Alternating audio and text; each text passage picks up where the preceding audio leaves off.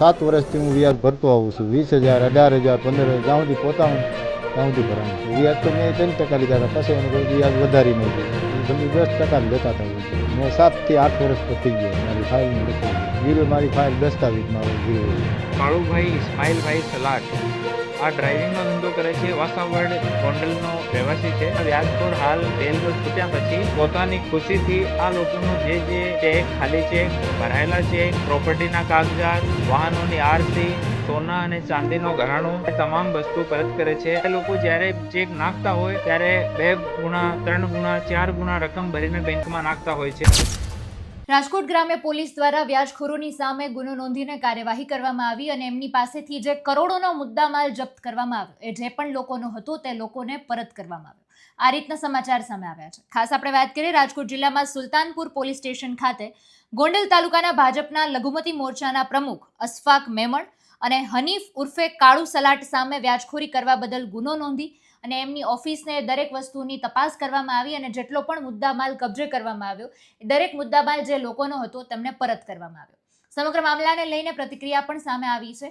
લોકોએ શું કહ્યું છે પ્રતિક્રિયામાં તેને સાંભળીએ. વિનુભાઈ 4.5 લાખ રૂપિયા મેં સાહેબ મારા ઘરના બીમાર હતા તો મેં 4.5 લાખ રૂપિયા બાપભાઈ પાસેથી લીધો. તો પછી એ વ્યાજ મારીથી ભરાણું ત્યાં સુધી ભરાણું. 7 વર્ષથી હું વ્યાજ ભરતો આવું છું. 20,000, 18,000, 15,000 જ્યાં સુધી પોતાનું ત્યાં સુધી ભરાણું. વ્યાજ તો મેં 3% લીધા હતા, પછી એને થોડુંક વ્યાજ વધારી નાખ્યું. એ બધું 10% લેતા હતા. હું તો 3% તો દર્શાવવાના જ હતા. મેં 7 થી 8 વર્ષ પર થઈ ગયા. મારી ફાઇલમાં લખેલું છે ગીરવે, મારી ફાઇલ દસ્તાવેજ મારો ગીરવે હતો. હારી મારી પાસે ફાઇલ જ મારું મકાન ગીરવે. અત્યારે તો સાહેબ પહેલાં તો ઓછી કિંમતમાં લીધું હતું, પણ અત્યારે તો 15, 17, 18 લાખ રૂપિયા કિંમત ગણાય. હા, મારી દસ્તાવેજ મારો પાછો અપાવી દીધો દિલેશ સાહેબે.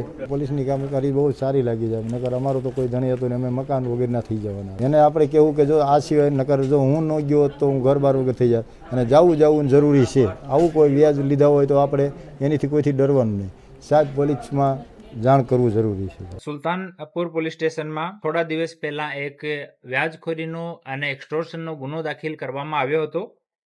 આ આરોપી હનીફ ઉર્ફે કાળુભાઈ ઇસ્માઇલભાઈ સલાટ આ ડ્રાઇવિંગનો ધંધો કરે છે. વાસાવડ ગોંડલનો રહેવાસી છે. ફરીથી આના ઉપર ગુનો દાખલ થયો ત્યારે ગામના બીજા લોકો અને આજુબાજુના લોકો થી અપીલ કરવામાં આવી હતી કે કોઈ પણ આ લોકોથી કે બીજા લોકોથી વ્યાજખોરીથી પીડિત હોય તો પોલીસને આવીને સંપર્ક કરો. આ ગુનો દાખલ થયા પછી ગોંડલમાં, જેતપુરમાં, જસદણમાં આજુબાજુના અમુક લોકો સામે આવ્યા અને એવા વ્યાજખોરો વિરુદ્ધમાં ફરિયાદ દર્જ કરાવી. એના જ ભાગરૂપે આપના રાજકોટ રેન્જના રેન્જ આઈજી શ્રી નિલીપરાય સાહેબના માર્ગદર્શનમાં આ વ્યાજખોરો વિરુદ્ધમાં કડક કાર્યવાહી કન્ટિન્યુ ચાલુ છે અને આજ 23 પરિવારો જે આ વ્યાજખોર છે એના વિરુદ્ધમાં ફરિયાદ કરવા માટે આવ્યા હતા. અને આ વ્યાજખોર હાલ બેલ પર છૂટ્યા પછી પોતાની ખુશીથી આ લોકોનો જે ચેક, ખાલી ચેક, ભરાયેલા ચેક, પ્રોપર્ટીના કાગજાત, વાહનોની આરસી, સોના અને ચાંદીનો ઘરાણો એ તમામ વસ્તુ પરત કરે છે. આમાં સોના અને ચાંદીનો ઘરાણો તેની આશરે કિંમત 21 લાખ રૂપિયા છે. 24 વાહન જેમાં 2 સ્વિફ્ટ કાર,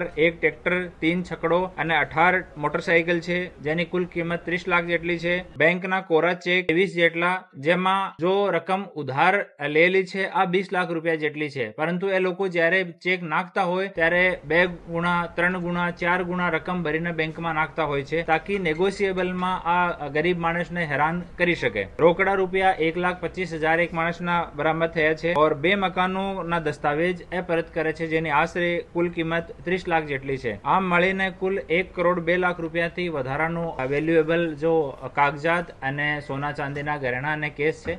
આજે તમામ 23 પરિવારોના વ્યાજખોરના ચંગુલથી મુક્ત કરવામાં આવ્યા છે અને આને પરત કરવામાં આવી રહ્યો છે. હું ફરીથી તમામ જાહેર જનતાને અપીલ કરું છું કે વ્યાજખોરોથી ભીવાની કોઈ જરૂર નથી. તમે એકદમ જે કોઈ વ્યાજખોર તમને હેરાન કરતો હોય તો વગર ડર્યા વગર તમે પોલીસ સ્ટેશનનો સંપર્ક કરો, અમારા એએસપીજ, ડીવાયએસપીનો સંપર્ક કરો, અમારી કચેરી આવો. અમે ચોક્કસ આપની મદદ કરવા માટે અહીંયા તૈયાર છીએ. રિશ્તેદાર થાય છે, બંને અશફાકના રિશ્તેદાર છે અને ત્યારે પણ 137 પરિવારોના 300 થી વધારે ચેક પરત કરાવ્યા હતા અને ગુનો પણ દાખલ કરવામાં આવ્યો હતો. અને હાલ પણ અશફાક વિરુદ્ધમાં 1-2 ફરિયાદી ઓર આવ્યા છે જો એના ત્રાસથી પીડિત છે. અને આ નોટ ઓનલી અશફાક, બાકી પણ કોઈ વ્યાજખોર આપણા જિલ્લામાં કોઈ પણ સામાન્ય નાગરિકને હેરાન પરેશાન કરતો હોય તો આપ આવો અને અમે લોકો આપની મદદ કરવા માટે અહીંયા તૈયાર છીએ. આ જો કાળુ છે આ છેલ્લા 10 વર્ષથી વધારે સમયથી આ વ્યાજખોરીનું કામ કરે છે અને 3% મહિનાથી લઈને 10-15% સુધીનું વ્યાજની ઉઘરાણી કરતો હોય છે. સામાવાળા માણસની હેસિયત ઉપર અને સામાવાળો માણસ કેટલો ભીવે છે એના ઉપર આના વ્યાજનો પર્સન્ટેજ ડિપેન્ડ કરે છે. એટલે આ રીતના સમાચાર સામે આવ્યા કે કરોડોનો મુદ્દામાલ હતો એ લોકોને પરત કરવામાં આવ્યો અને વ્યાજખોરોની સામે આજે કાર્યવાહી કરવામાં આવી. લોકો પણ અત્યારે તેની પ્રશંસા કરી રહ્યા છે, કારણ કે અત્યારે વ્યાજખોરોનો જે ત્રાસ છે એ ઘણો બધો વધી ગયો છે. ઘણા બધા કિસ્સામાં એવું પણ સાંભળવા મળતું હોય છે કે વ્યાજખોરોના ત્રાસને કારણે લોકો આત્મહત્યા જેવડું મોટું પગલું પણ ભરી લેતા હોય છે. ત્યારે પોલીસની આ કાર્યવાહી ખરેખર સરાહનીય છે. સમગ્ર મુદ્દાને તમે કઈ રીતે જુઓ છો એ કમેન્ટમાં જણાવજો. ફરી મળીશું. અમને રજા આપશો. નમસ્કાર.